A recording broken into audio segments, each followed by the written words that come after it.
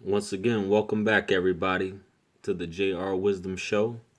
Coming at you with today's topic, which I'm going to revisit a video that I previously did on, and I hate going back on topics, but when certain things come up, I feel like I need to address them. And in reference to this is in reference to Bishop Eddie Long, peace be upon him, once again. And I'm going to talk about this because I did a previous video about, the bishop's passing and, his life in the past few years. Excuse me, and what had went down. So what I find to be weird, as a lot of you may have seen on this whole social media construct we have, you know, people are saying positive things and people are saying negative things about him. But a lot of the things that we see that are negative, obviously, is about him burning in hell and all this stuff like that. I couldn't care less, you know. That's once, like I said in my last video, his judgment, his salvation is within his hands. And that's up to the Almighty at the end of the day, as far as what his salvation is going to be. So I'm talking more about the whole situation with the action that he did and how people are addressing this. I'm reading stuff on social media about basically you need to overlook what he did. You know what I'm saying? For example, I'll just read you something real quick. Someone posted today. This is for everyone that has something good and bad to say about Bishop Eddie Long. It's amazing how people can pull out that one bad thing you did or went wrong because their mess is still in the closet or no one knows. This man changed lives and helped millions. I'm not doubting that. But what we need to realize is that this man was a mega church pastor. He's a public figure.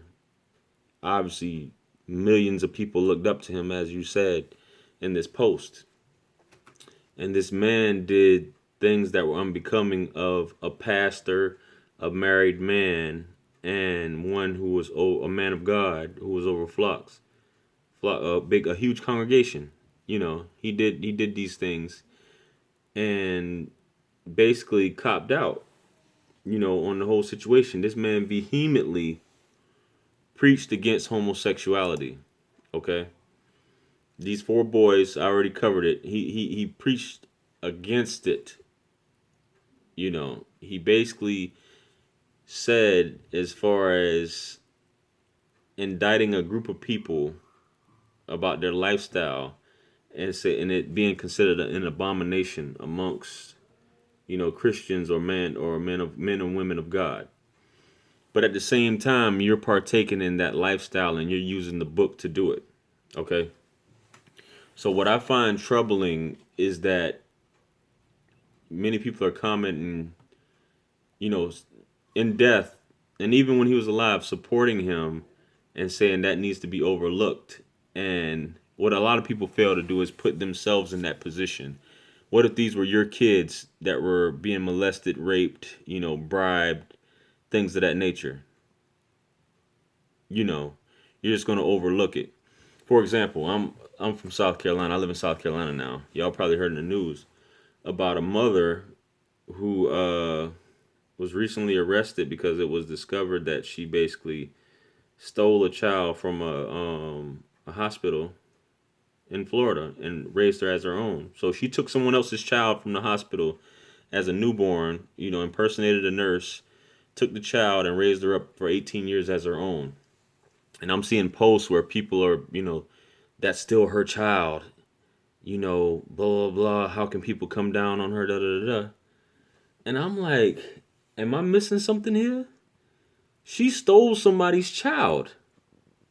You know what I mean? You stole somebody's child and you raised it as your own. Did you think about what these people were going through at night, every night, wondering where their child is? Do you have children? Do you think about if your child just went missing one day and having to deal with that for 18 years? And you're coming to terms with it You're trying to, and then you're basically giving this woman a pass. Same thing with him. You're giving him a pass based upon that, and it should be overlooked what he did. But let's flip it again. And I'm gonna say this because I'm a man and I know stuff like that. Let you do something like that with another woman. Would your wife, girlfriend, whoever would they let you live that down? That's the question I have. You're so easy to overlook his indiscretions, but will you overlook your husband's boyfriend, girlfriend, wife, whoever? Are you willing to overlook their indiscretions? Will you just let it go? People say it's saying that this is a one-time thing. It wasn't a one-time thing. But at the end of the day, that's not how this world works. This world works off of your, well, we'll put it like this. All right. He settled out of court. He pleaded, he didn't plead, this is a civil case. He settled out of court, which is basically pleading out. You're a man of God. Do you have no faith in God at the end of the day? Or are you just guilty? What would Jesus do in that situation? Ask yourself that. Would he have done that? And there's a saying, back to what I was saying, that a man's good deeds far outweigh his transgressions and faults. But we don't look at things that way, especially, that might fly for a pastor because a pastor gets all kind of passes. But in these streets out here, you're only good as your last transaction. Good or bad. It doesn't matter how many good things. A lot of greats went out based upon their last thing. They perform all these good deeds, but if they went out, caught in a compromising position, that's what people are going to remember. You're only good as your last transaction. Furthermore, you got to realize the level that this man was at. I'm not saying he's supposed to be perfect, but when you're doing things like this, it's just too much. So you come to the defense, and like I said, it's like a pastor can do no wrong. This goes on in churches throughout America anyway. Similar stuff that he's doing. And many of the parents allow it to go on, because the pastor is supposed to be the next thing to God, So I just would like people to get past being so dismissive and allowing this to go on just because he's a pastor, he's supposed to get a pass. No. Furthermore, I was reading I saw something else. People became God yesterday, shaking my head. And that whole situation was fishy because when that check was cut, I heard no more stories and accusations. Well, if I'm reading this right, maybe you don't know anything about how the legal system works.